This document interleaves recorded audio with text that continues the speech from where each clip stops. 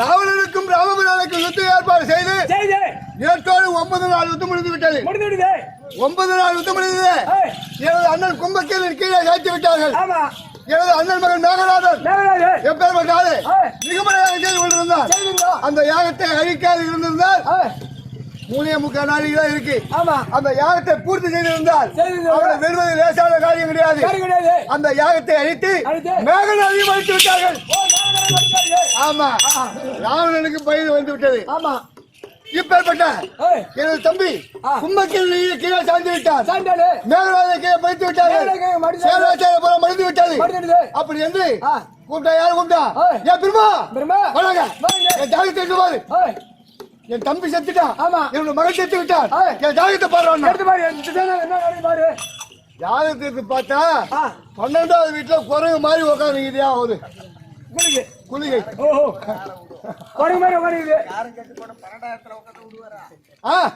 ஒரு மனிதனுக்கு 12வது வீடு தான் விரையாஸ்தானம். புரியுதா? அப்ப 9 கிரகமும் படியாக அமர்த்தி ராவணன் மீது ஏறி சிம்மாசனத்தில் அமர்ந்தானே, அந்த 9 நவகிரகமும் ஒன்றா சேர்ந்து நாரதனை கேக்குது, ஐயா ராவணன் கொடுங்கோல் ஆட்சி செய்து கொண்டிருக்கின்றான், இவனை எப்படி மடிப்பது அப்படி என்று யோசனை கேட்கக்கூடிய நேரத்தில் நாரதன் தான் சொல்லி இருக்கிறான், 9 நவகிரகம் ஒன்றா சேர்ந்து ஒரு சக்தியை உண்டு செய்து ஒரு மனிதனுக்கு 12வது வீடு தான் விரைஸ்தானம்.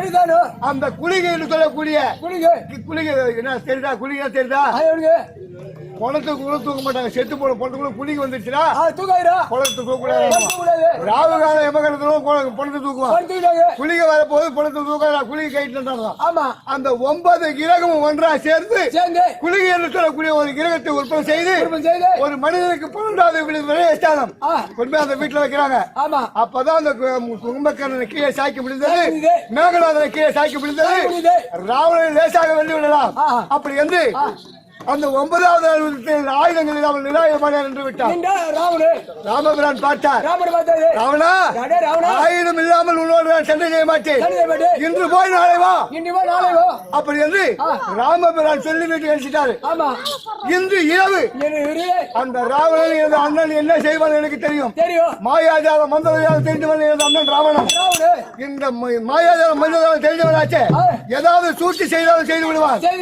என்ன 9 நாள் யுத்தம் முடிந்து ராமபிரானும் லட்சுமண பெருமானும் உறங்கிக் கொண்டிருக்கின்றார்கள்.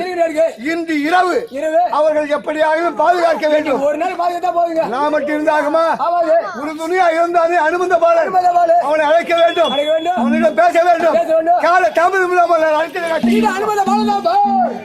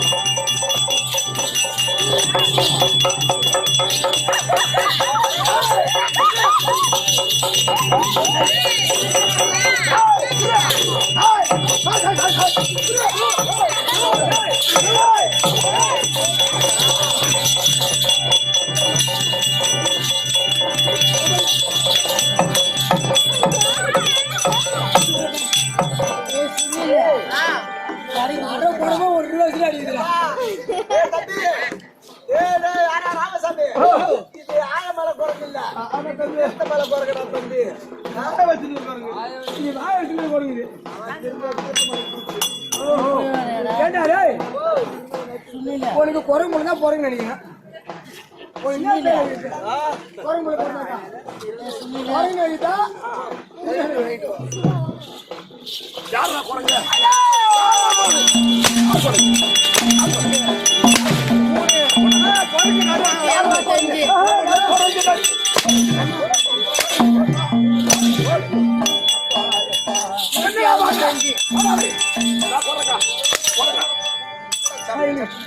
பூரா முடிச்சுங்க 185 உருவிச்சுங்க வந்து உருவிச்சா அவனை வேலை போட்டு உருவாரு 186 நானே எழுத்து போய்க்கிறேங்க. ஏன் எழுத்துன்னு கேளுங்க. என் மன வருத்தத்து கேளுங்க. என்ன காரணம்? என் பொண்டாட்டி சளி புட்டிச்சுங்க. அதனால நீ எடுத்துட்ட கம்ப்ளைண்ட். ஊசி போடுறது நீயோட ஊசி போடுறாங்க. கிட்ட போனமோ கிட்ட போனமோ இதெல்லாம் தெரியுங்க. சளி புட்டிச்சு ஆட்டாட்டி போய் காலை போடலாம் பாக்குறேன். ஊசி அடிக்க அதனால கிட்ட போறது இதே வேலை இதே வேலை எல்லாருமா எல்லாம் புளிப்பா இருக்குண்டா.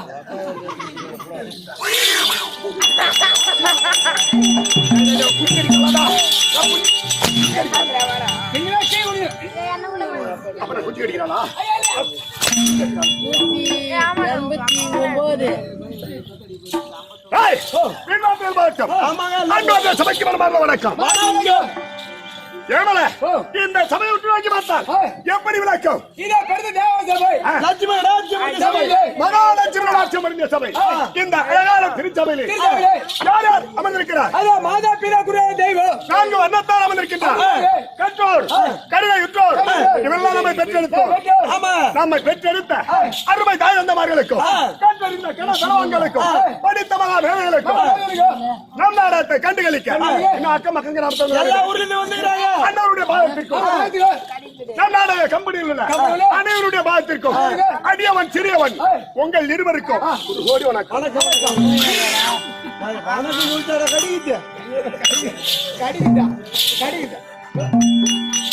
என்னடா பைக்கார என்ன பைக்கார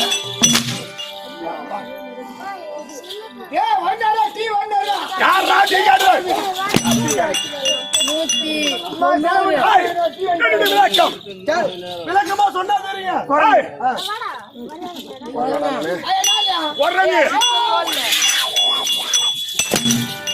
190.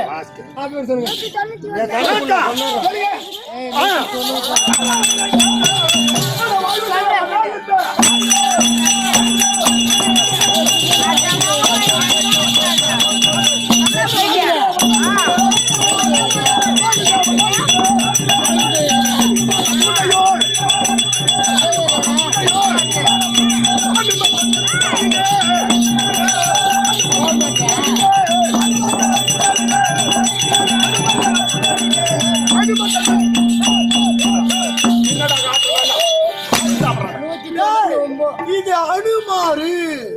அனுமார் இல்ல அழைச்சிட்டு இருந்தா யாரும் பார்க்க மாட்டாங்க. நிமிர்ந்து நிக்கணும். அங்க சுங்கம் சுங்க அதுக்காக 192. கணக்கா நீங்க நம்பரு 192 எப்படி விளக்கம்? அடி இன்னொரு அடி. இங்க ஆவல இப்படியே மத்து போங்க. அங்க போட்டு நிறைய கிடக்கும். வந்துரும் ஏய் எப்படி விளக்கம்?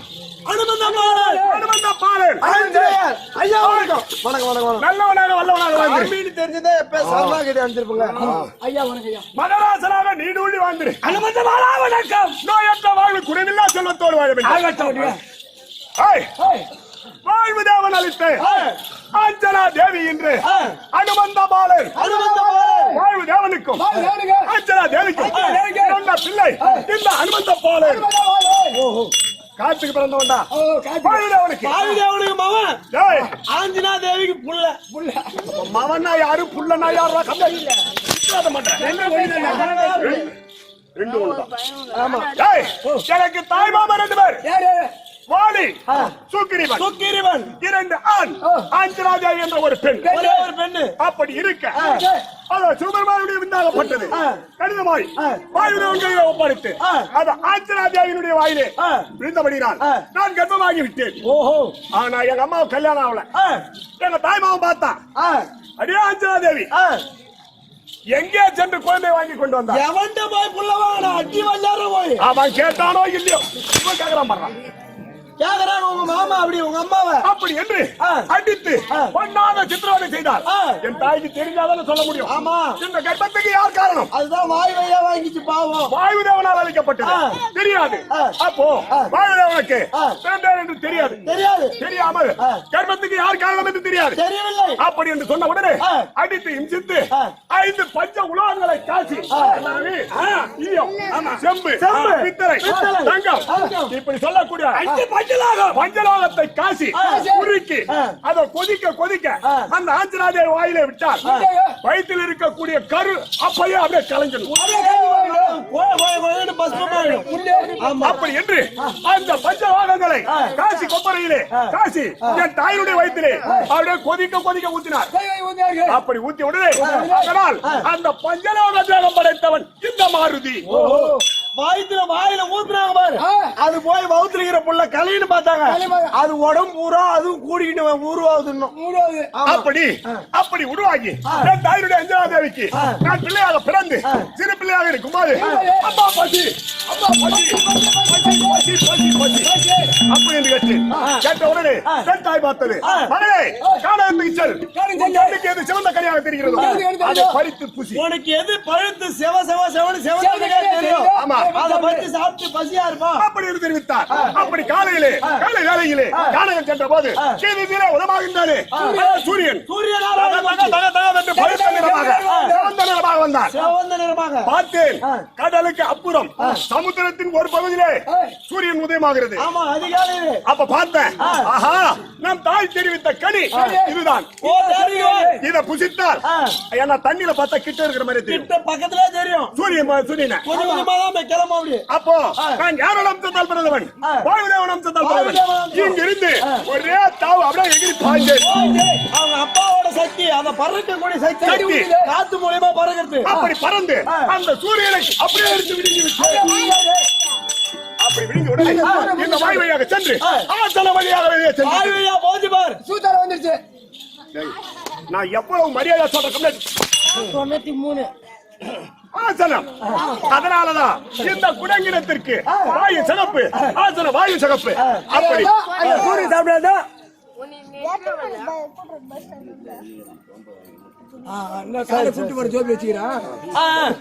அப்படி அப்படி தம்பி. அதனால் அது மட்டும் கிடையாது, நான் பிறக்கும் போது செவியில் குண்டலத்தோடு என் தாய் பார்த்தது. எங்க மாமா 2 பேரும் இருக்காங்க பாரு, அவங்க 2 பேருக்கு அவன் தம்பி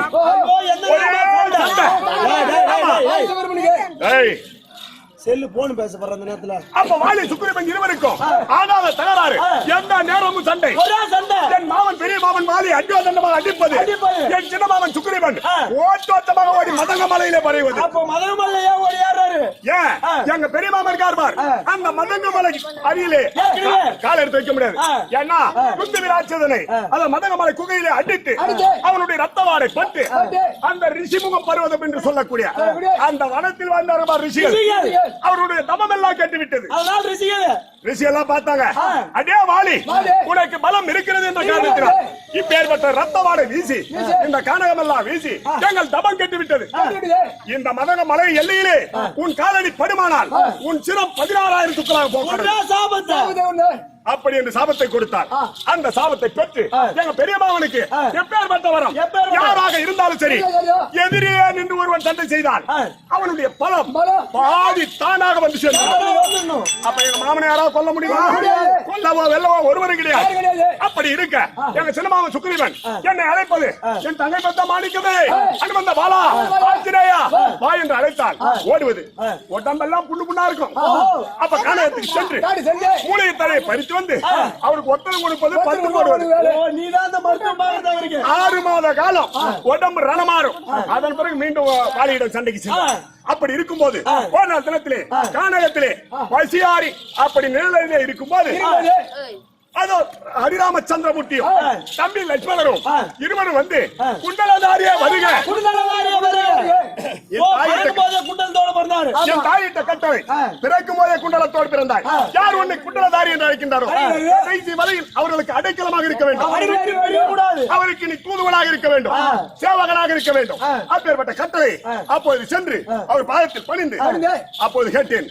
ராமமூர்த்தி தெரிவித்தார் என்னவென்று, என் மனைவி சீதாதேவியை தென்னிலங்கை வேந்தன் ராவணேஸ்வரன் சிறையெடுத்து சென்று விட்டான். ஆனால் அந்த சீதாதேவி சிறைமைக்க வேண்டுமானால் உங்களுடைய படைத்துணையும் படைத்துணையும் அப்படின்னு கேட்ட உடனே அப்படின்னு கேட்ட உடனே அப்போ நான் இட்டு போனேன். எங்க மாமாவிடத்திலே 70 வல்ல வானர சேனை இருக்கிறது. கூட்டம். அப்ப எங்க சுக்கிரி மாமன் துணை கொண்டு வாலியை மடித்து எங்க பெரிய மாமனை மடித்து என்ன கேட்டா, வாலியினுடைய மனைவி தாரை. தாரை. எங்க சின்ன மாமா மனைவி இருக்கு பாரு ரூபாய். அப்ப மாற்றான் மனைவி வைத்துக் கொண்டு பலம் இருக்குது என்று ஆணவத்தினால் சின்னமா அடி வாங்குவாரு. அதனால் காப்பாற்றணும். தர்மத்தை காப்பாத்த அந்த வாலியை மடித்து அந்த வானரசியான துணை கொண்டு அப்படி போக வேண்டும் என்றால் முதலிலே சீதாதேவி அசோகவனத்திலே இருக்கின்றார். ஆமா. அவருக்கு தெம்பூட்டும் விதமாக நான் முதலாக தூது அனுப்பினார் என்னை. ஓ நீங்க தான் போனதா? என்ன முதல்ல தென்னிலங்கைக்கு தூது அனுப்பினார். அடடா. அப்ப சென்ற உடனே சென்று ராவணனிடத்திலே தூதுவனாக அடக்கமாக கேட்டேன். ராவணா, அன்னையை விட்டுவிடு. விட்டா சீதா பிராட்டி விடு. விட்டு விட்டு கோட்டாட்டமாக ஓடி வந்து எங்கள் ஹரிராமச்சந்திரமூர்த்தி பாதத்திலே விழுந்தான். வீந்தால் மன்னிப்புண்டு. மன்னிப்புண்டு அப்படி என்று தெரிவித்தேன். அவன் நானவத்தின் உச்சியிலே நின்றான். அவன் என்ன தெரிவித்தான்? என்ன தெரிவித்தான்? அடே குரங்கே, கேவலம் குரங்கு யாரா குரங்கு? அவன் சொன்னான், நீ சொல்ற. அவன் சொல்லுவாங்க. அந்த ஆளு சொல்றா சொன்ன பாருங்க. ஐயோ என்னடி ஏய், அடி அம்மா அடி அம்மா. என்னடா நான் எப்ப அந்த மாதிரி மாற மாட்டேன். அம்மானி போயா அப்படி அப்படி தூதுவனாக சென்றேன். சென்றவனை இந்த வாள் இருக்கு பார், இந்த வாளை விஸ்வரூபம் எடுத்தேன். ஆனால் இந்த அண்ட சராசரத்துக்கு ஒரே வாளாக நிறுத்துவேன். அப்பேற்பட்ட பலசாலி என்று தெரியாமல் இந்த வாளிலே துணியை சுத்தி தீயிட்டு கொளுத்தினார். விடுவனா? நான் யார்? ஆஞ்சநேயன், வாயு புத்திரன். அந்த இலங்கை முழுவதும் உட்கார்ந்து உட்கார்ந்து உட்கார்ந்து பாதி பட்டணத்தை அங்கே அடித்து பத்தி எரியுது. அங்கே உட்கார்ந்து பாதி இலங்கை பாதி பட்டணத்தை அழித்து விட்டேன். அப்படி தாயிடத்திலே சென்று அதோ ராமச்சந்திரமூர்த்தி வருவார், உன்னை சிறுமிப்பார், தைரியமாக இருங்கள் என்று தெரிவித்து 10 நாள் யுத்தம், 10 நாள் சண்டை யுத்தத்தை நியமித்து நேற்றோடு 9 நாள் யுத்தம் முடிந்து விட்டது. ஏய் டேய் போன உடைச்சுறல தம்பி. கட்டி சேர்த்துறோம். அப்படி 10 நாள் யுத்தத்திலே நேற்று 9 நாள் யுத்தத்திலே அடித்தார். ராமமூர்த்தி அடித்த பாலத்திலே ராவணன் ரத்தம், குதிரை, கொடி, கேடயம், வில், அம்பு கொடி கொடி ஆயுதமானியாக இருந்தான். அடே ராவணா, உன்னோடு போருக்கு தகுந்த ஆயுதங்கள் கிடையாது, இன்று போய் நாளை வா அப்படி என்று அனுப்பிவிட்டார்.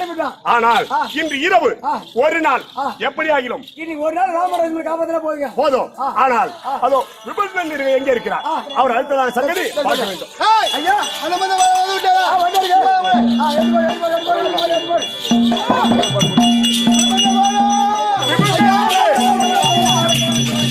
சுமச்சமாக வாழ வேண்டும்.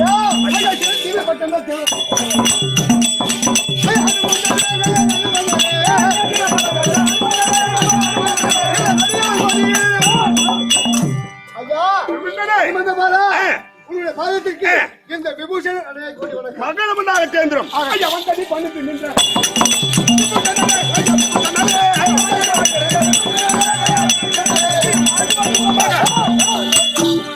இந்த அனுமந்தமாவான் பாலத்தை பெருந்தபடினால் என்றென்றைக்கு நீடூழி நோயற்ற வாழ்வு குறையில்லா செல்வத்தோடு வாழ வேண்டும். சித்தமையுடைய பாக்கியம் ஆகட்டும். வரவழைத்த காரணம் அனுமந்தமாரா, எனது அண்ணன் ராவணன். ஆமா, அவருடைய சூழ்ச்சி எனக்கு அனைத்தும் தெரியும். ஏன்னா மாயாஜாலம், மந்திரஜாலம், கூடு விட்டு கூடுவாய் அனைத்திலும் கை தேர்ந்த வல்லவன். 9 நாள் யுத்தம் முடிந்து ராமபிரானும் லட்சுமி பெருமானும் உறங்கிக் கொண்டிருக்கின்றார்கள். அயர்ந்து அசதியில் உறங்கிக் கொண்டிருக்கிறார். சூழ்ச்சி செய்தாலும் செய்து விடுவார். இருப்பது ஒரே ஒரு இரவு. ஆமா, இன்று இரவு எப்படியாகிலும் இருவரையும் பாதுகாக்க வேண்டும். பாதுகாத்து விட்டால் பொழுது விடிந்தது ராவண சம்மானத்தை முடித்து விடுவார். 10ஆம் நாள் யுத்தத்தை ஆரம்பித்து விடுவார்கள். ஆமா, அதனால் இன்று இரவு எப்படியாகிலும் பாதுகாக்க வேண்டும். சரி, நான் சொல்ற மாதிரி நீ கேளு. எப்படி யோசனை? உன்னுடைய வாழை வளர செய்து விஸ்வரூபம் எடுத்து என் வாளை வளர செய்து விஸ்வரூபம் எடுக்க வேண்டும். வாழை வளர செய்ய வேண்டும். செய்து இருவரும் உறங்கிக் கொண்டிருக்கின்றார்கள். அவர் இருவரும் கிடையாமல் பேழை பெட்டிக்குள்ளே வைத்து கொண்டாந்து உள்ள வைத்து விட்டால் பாதுகாப்பாக இருக்கும். வாளாலே கோட்டை கட்டி மேற்புறமாக நான் காவல் இருக்கின்றேன், கீழ்புறமாக நான் காவல் இருக்கின்றேன். அதனால் சர்வ ஜாக்கிரதையாக காவல் புரிய அயர்ந்து விடாமல் கீழே காவலிடு வாழை வளர செய்து கோட்டை கட்டுகிறேன். இது ராமரே, இது லட்சுமணன். அப்படியே ஒன்றே அனுமதமாக இதோ வாழை வளர செய்து இதோ கோட்டை கட்டுகிறேன்.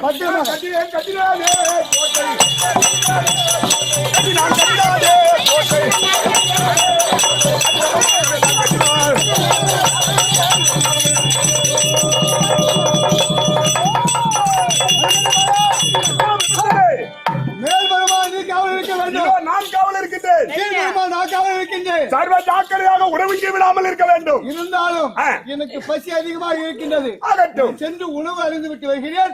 அதன் பிறகு நான் வந்து உண்ண அனுப்புகிறேன். நான் சென்று வருகிறேன். நான் பார்த்துக் கொள்கிறேன். சென்று வாருங்கள்.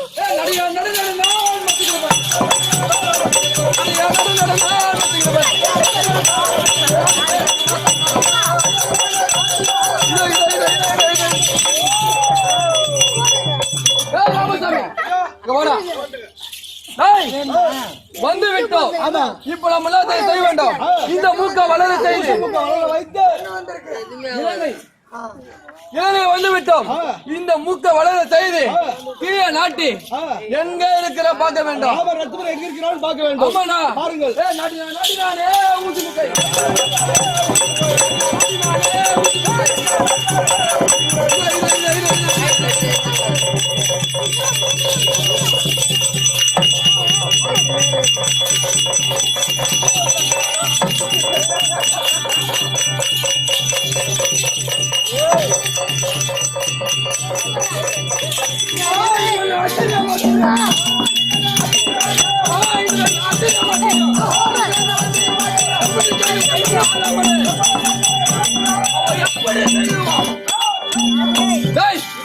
ராமசாமி முடி வாடா. அந்த ஆஞ்சநேயரும் விபூஷணரும் தம்பி ஆஞ்சநேயர் இருக்கிறாமா பாலால கோட்டை கட்டி ராமலட்சுமர ஒரு பெட்டிக்குள் உறங்கிக் கொண்டிருக்கிறார்கள். ஆமாண்டா. அவனுக்கு அப்படி இருந்தா அதனால்தான் அவன் என்ன சொல்றான், எப்படி செய்வான் இவனை கேட்டு பெட்டி வச்சு அவன் ஆணவத்தோட இருக்கான். அந்த அனுமத பால நான் எப்படியாப்பட்டா மாயாஜால மந்திரஜால கூடு விட்டு கூடு போய்வது. இது என்னடா அனைத்து தெரியும். அனைத்து வித்தைகள் தெரியும். தம்பி நேரா போனா நம்மளுக்கு போக கிளம்பிடும். ஆனா அந்த விபூஷணன் உணவுக்கு சென்று விட்டான். அவனை போல உருவத்தை மாத்தி அனுமத போல ஏமாத்தி அனுமத போல ஏமாத்தி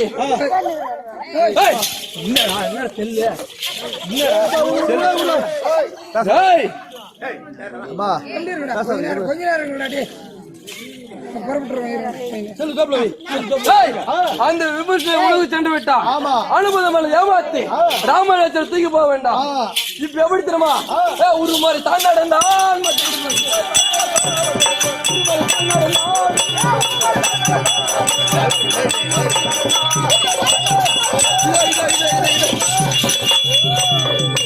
ஐயா என்னது இப்பொழுதுதான் சாப்பாட்டுக்கு உணவுக்கு செல்கின்றேன். பசி அதிகமாக இருக்கிறது என்று தெரிவித்தாய். அதற்குள்ளாக திரும்பி வந்து விட்டாய். என்ன காரணம்? ஐயா நான் உணவு அருந்து விட்டு சீக்கிரம் வந்து விட்டு காரணம் உங்களுக்கும் பசி எடுக்கும். ஓ என்னை போல் உங்களுக்கு பசி எடுக்குமே, அதனால சீக்கிரமாக வந்து விட்டீர்.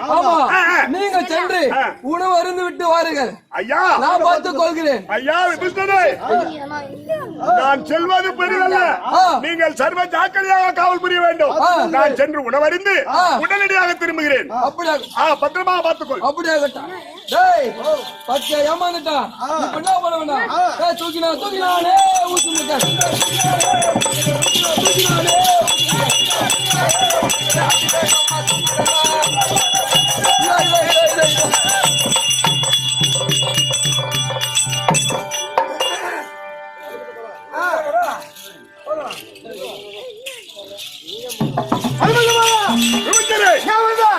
என்னது நீங்க காவல் இருந்தீங்களே, நீங்க இங்க வந்தீங்க?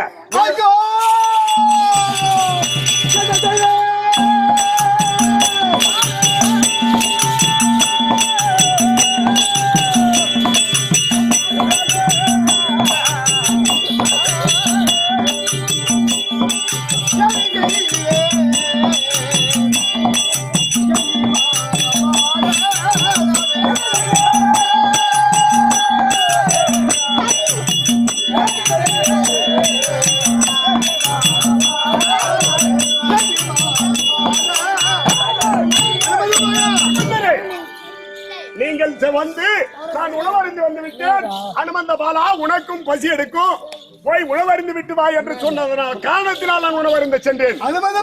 என்ன நடந்திருக்கிறது? என்ன போல உருவத்தை மாற்றி என்னை ஏமாற்றி யாரோ அபகரித்து சென்று விட்டார்கள். ராமபிராணி லட்சுமண பிராணியும் விபுத்தரே, நீங்கள் யார் என்று கவலைப்பட வேண்டாம். இருந்தாலும் யார் அபகரித்து சென்றாலும் நாளத்தால் இருந்து பார்க்கிறேன். ஹரி ஓம் ஸ்ரீராம், ஜெய் ஸ்ரீராம், ஜெய் ஸ்ரீராம், ஜெய் ஸ்ரீராம், ராம் ராம் ராம் ராம் ராம் ராம். விபுத்தரே, அந்த ராமபிரானையும் லட்சுமண பெருமாள் யார் அபகரித்து சென்றார்கள்? யார் கொண்டு போயிருக்கிறார் தெரியுமா? அதோ அந்த பாதாள இலங்கை ஆண்டு வரக்கூடிய மயில் ராவணன் மைத்துனன். அவன் தான் மச்சகரபன் என்று சொல்லக்கூடிய ஊசி மூக்கன். மந்திரஜாலங்களை தெரிந்தவன். அதனால் உன்னை போல் உருவத்தை மாற்றி என்னை ஏமாற்றி அதோ ஆகாய மார்க்கமாக பெட்டியில் 2 பெட்டியும் கலந்து செல்கிறான். இருந்தாலும் அவன் அங்கு செல்வதற்குள்ளாக நீ விசுவத்தை எடுத்து சீக்கிரமாக சென்று வழிமறித்து இருவரை நித்திர கலையாக கொண்டு வர வேண்டும். அதுதான் சென்று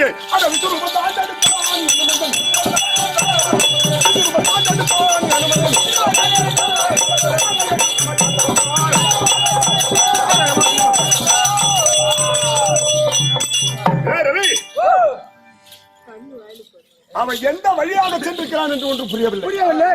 ஆனா போக முடியல. பாத்தியா, இது ஒரு குளக்கரை. ஆமா, பெருத்த ஆலமரம். இந்த ஆலமரத்து பொந்திலே சற்று நேரம் அமர்ந்திருப்போம் வியாபாரி. ஆனால் யார் வருகிறார்? ஏதாவது பேசுவாங்க. அதை வைத்து வண்டாக உருவத்தை எடுத்து அந்த பொந்திலே அமர்ந்தால் யார் என்ன பேசுகிறார் அதை வைத்து மீட்க வேண்டும். ஆகட்டும், கருவண்டாக உருவெடுத்து இதை பொந்திலே அமர்கிறேன். ஒருவர் பெட்டி இன்னொரு பேர பெட்டி கொண்டு வருகிறாரே,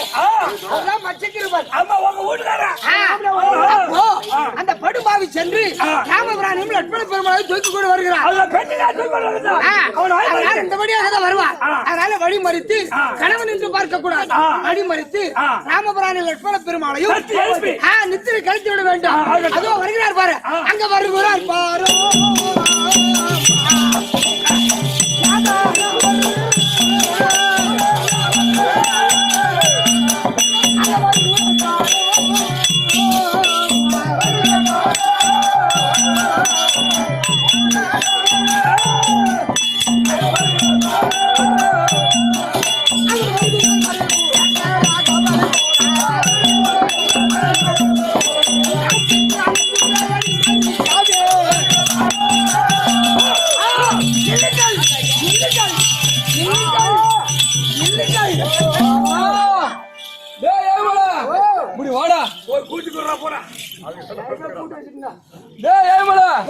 பாத்தியா, ஏதோ ஒரு பெண் அழகாக இருக்கிறா.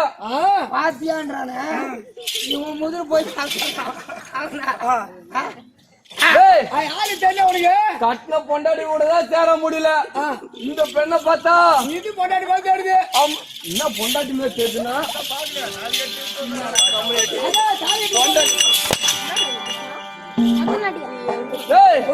திருமணம் செய்த நாள் முதல் கட்டின மனித பார்க்கவே கிடையாது. இவளை பாரு,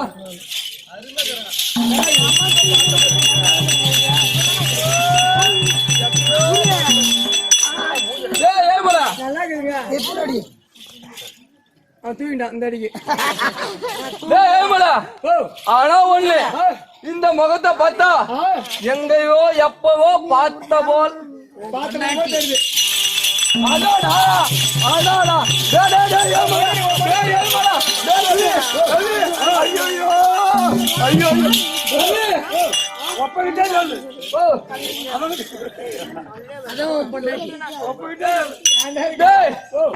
என்னுடைய மனைவிடா, மனைவிடா, என் மனைவி பார்த்தா எப்படி தெரியுமா இருக்கு?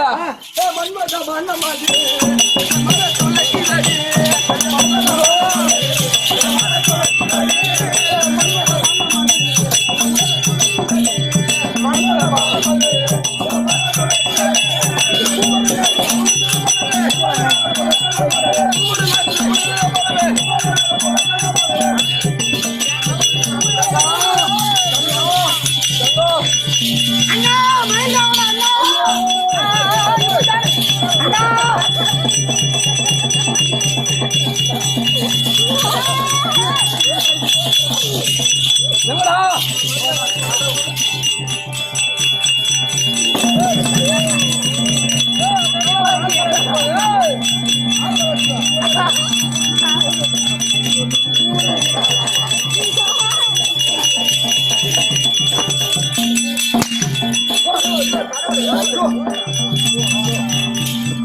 ஐயோ ஐயோ என் உயிருக்கு உல வைக்கிறான் மச்சா கம்முனேட்டு இங்க விட்டாரு பாரு தங்கம்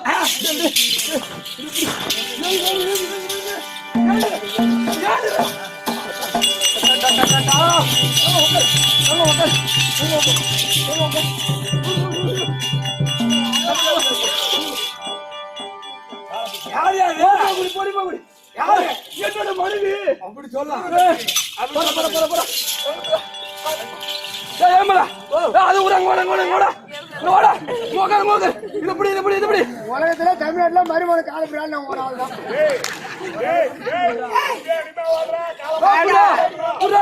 ஏன்னா